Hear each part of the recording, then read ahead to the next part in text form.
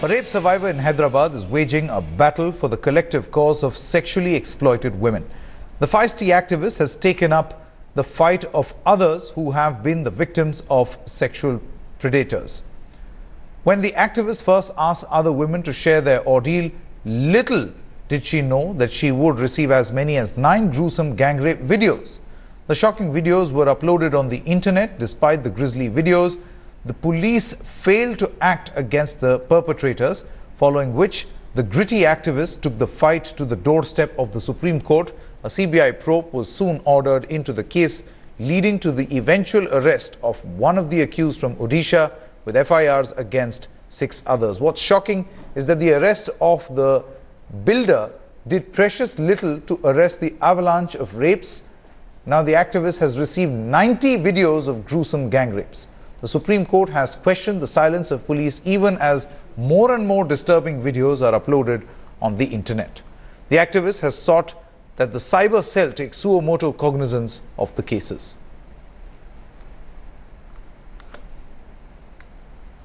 All right, and Sunitha Krishnan now joins us live at this moment. A very good morning to you, Sunitha. Do you feel your efforts to get justice for rape survivors are going in vain? And what is the progress of your campaign?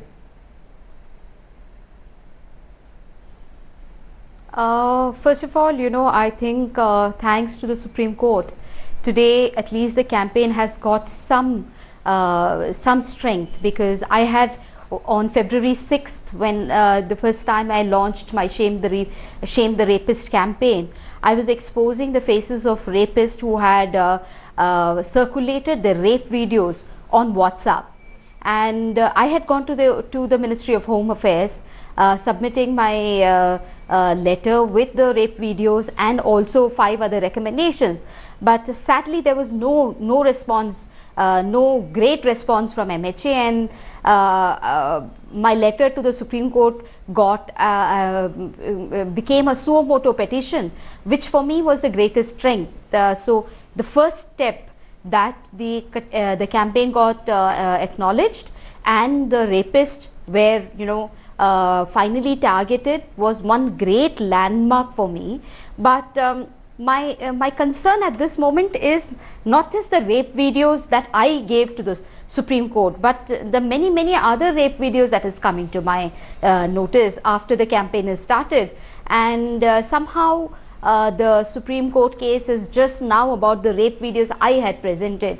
It is not going beyond that and creating a mechanism that will take care of such thing. So it's one step ahead, but we need to go a long way before I would be actually satisfied that something is happening. Now, what sort of satisfaction are you actually looking at? What sort of intervention do you actually look at from the Supreme Court? Because the Supreme Court has been quite active as far as your particular case is concerned ever since it was highlighted.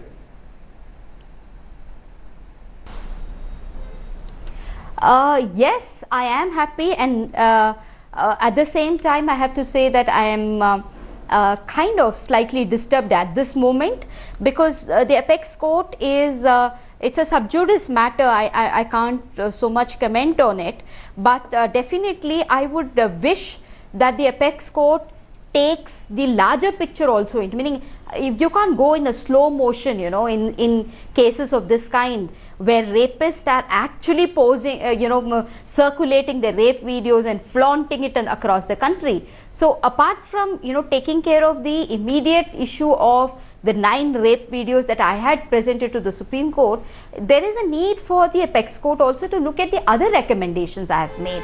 I have recommended that a public friendly mechanism should be created where such rape videos can be reported anonymously.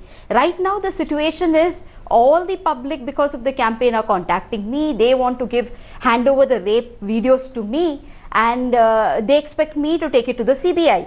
Now I cannot become a national kind of a resource directory of all rape videos. The state has to create a mechanism for public to report such videos, and the problem is at this moment the cyber cell, if you report a rape video or any other such abusive videos to the cyber cell, you have to be the complainant.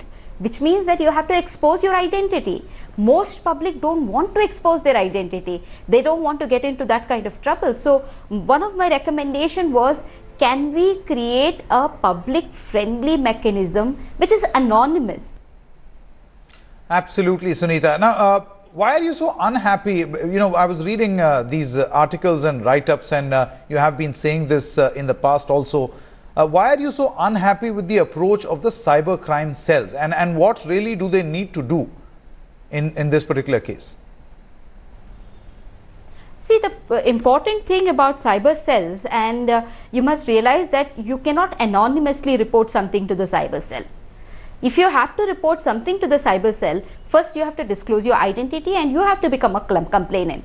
There is no suo motu, cyber cell taking up. So any citizen who wants to report such crime, has to first of all, expose himself and disclose his identity, his or her identity, and make a complaint. Most citizens don't want to do that, and how our systems operate. When you become a complainant, you are the ones who are questioned, you are the ones who are asked multiple questions, so much so that at one point it will not be a good deed done by you. You'll be treated as an accused. That's how our system functions. So most citizens don't want to take.